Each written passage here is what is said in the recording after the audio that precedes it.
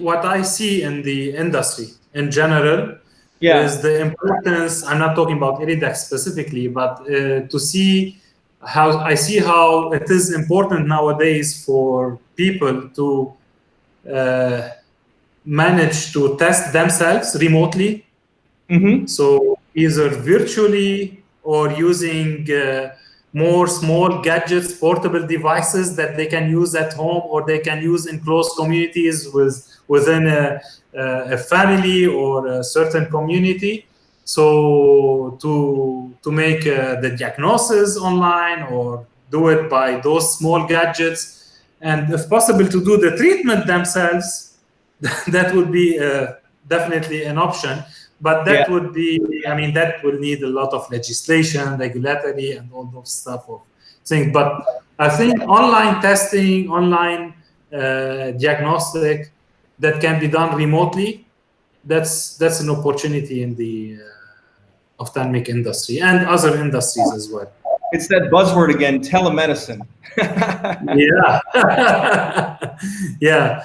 But in telemedicine, it's more exchanging data and information and doing the assessment. But you need the device that will allow you to take, for example, the fundus photo, or the device to take the IOP measurement, or the device to take the refraction. So if the industry can really find a solution for that by giving a low-cost devices that can be used across the, I mean, not dedicated for ophthalmologists or for optometrists, that can be used by you and I, and that anyone who wants to be tested, then sharing it by telemedicine, telehealth to all those platforms, then that would be really a different. It will have a different impact on the ophthalmic industry. How are things also in Beirut, in Lebanon, on the ground there? Do you see situation improving? How would you characterize it? Well, it is improving big time. I mean, we are lucky that our government, they took actions and measures very early. They locked down the country. They stopped all the flights from abroad. So they flattened the curve big time. Yeah. And in the past week, we almost had 0 cases of community contamination. All the cases that were reported are for Lebanese expats living abroad. They're coming back to the country.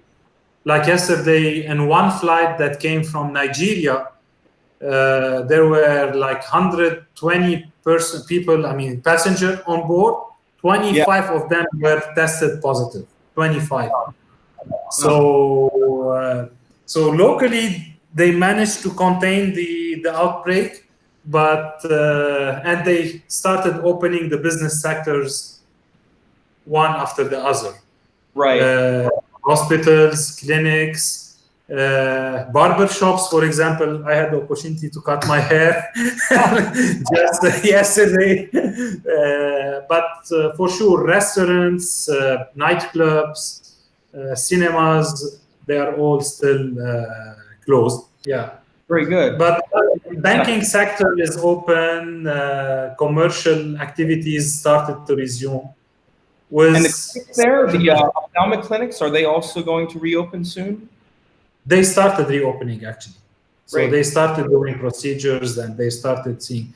So, but you know, there are new norms and standards that patients must be used to now. So they screen them from distance by KOLs. Then when they come in, they cannot be packed in the waiting area. So there are spaces between appointments. And then when they will see them, they have all those protection mask shields and face shields. Then after the treatment, I mean, they don't spend much time with the ophthalmologist. They go back to the waiting area, get the results, and the follow-up procedures. Now, Bassem, can you also speak a little bit next about the WOC and sort of a message to Africa during this time? Well, I had the chance to really visit rural areas in Africa. I drove really like 5, 6, 7 hours to go install a laser, treat patients in need with doctors, and educate those doctors. And those doctors, they really have a mission, and that mission is to save the vision of the patients. And I was so happy to learn that WOC in Cape Town wasn't canceled, but it switched to online, because really, especially those doctors in the sub-Saharan Africa, they need that meeting to improve their skills, to educate themselves. And it is our duty as industry players to support and make it available for them.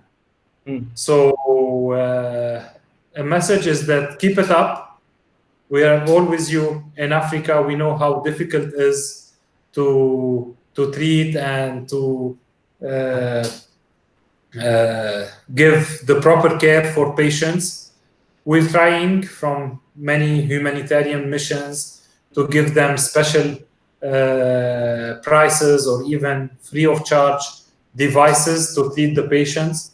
And we will continue doing that because they deserve it and they need it. That's wonderful.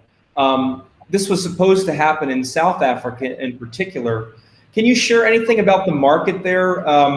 What would we have experienced if we went to South Africa and understood something about the ophthalmology market there? Is it up and coming? Is it rising? Well, it is. It's in South Africa particularly. It's a very advanced. They have a very advanced healthcare system, and they have university hospitals. They have a lot of publications, and they train a lot of other African countries from the surroundings in South African hospitals. So yeah, ophthalmology is we can say it is advanced in South Africa, but the need is there. So they need more people. The good thing about South Africa is that the optometry business is very advanced as well. So the clinic, the optometrist, and they do a lot of work on retina retina diagnostics and glaucoma diagnostics. So they have the capacity of doing that, and that will flatten the rush to ophthalmologists. So it helps the ophthalmologists in better controlling the situation and stopping, for example, the cataract or glaucoma, so they can diagnose early in time the cataract and glaucoma and retina sometimes, so they can give them better treatment, which is not available in other surrounding sub-Saharan African countries, unfortunately. Well, when it comes to glaucoma, it seems like, there's different options. You can use your glaucoma drops, or you can use laser.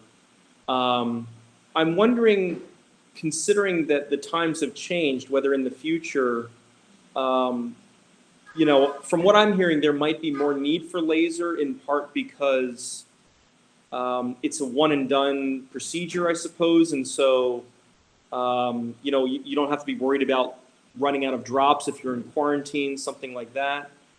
Do you think that there's going to be a change in the way that we use certain technologies in the future, like laser? Well, the field of glaucoma is evolving at a very fast pace. During the last 5 to 10 years, there was a huge revolution in the way we treat and manage our patients. If you look at the way patients were managed in the 80s, surgical options were quite limited. The number of, when it came to drops, the number of molecules that we had available was also quite limited. So we have a lot of developments in the field of glaucoma. You have new lasers. SLT is being more or less promoted to, you know, first-line treatment in early and moderate cases because, you know, of recent trials like the LIGHT trial. I guess though, when we talk about the era that we're in, and let's say, you know, some people use the term second wave, when the second wave of coronavirus happens, which nobody knows if or when that would happen. But let's say, you know, we're looking at a procedure like trabeculectomy, which does have, you know, the term gold standard associated with it.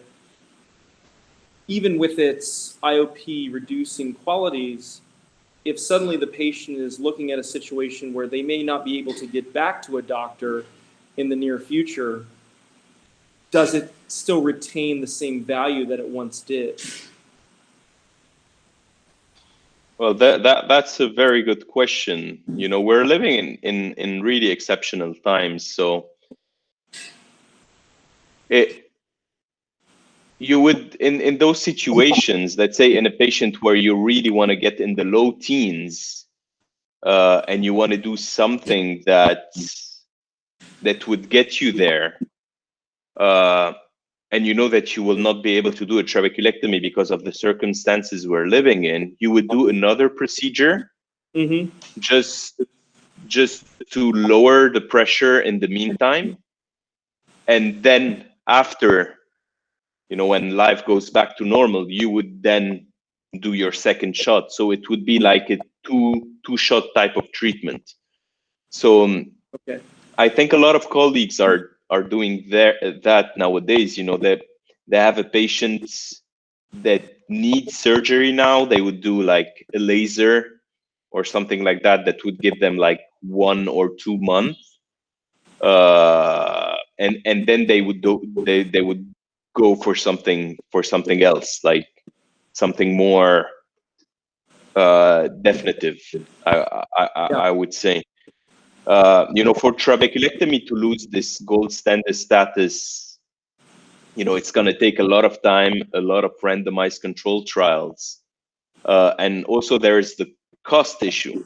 This is something that we should not forget. You know, for trabeculectomy, you only need a couple of sutures, and that's about it. You're not using an implant. You know, I practice ophthalmology in a developing country. And cost is a big issue, you know, in most parts of the world. So, you know, when you look at things, you know, from a developing country's perspective, you know, all this is very interesting. You know, plugging in implants that costs $1,000, $2,000, $3,000 or whatever.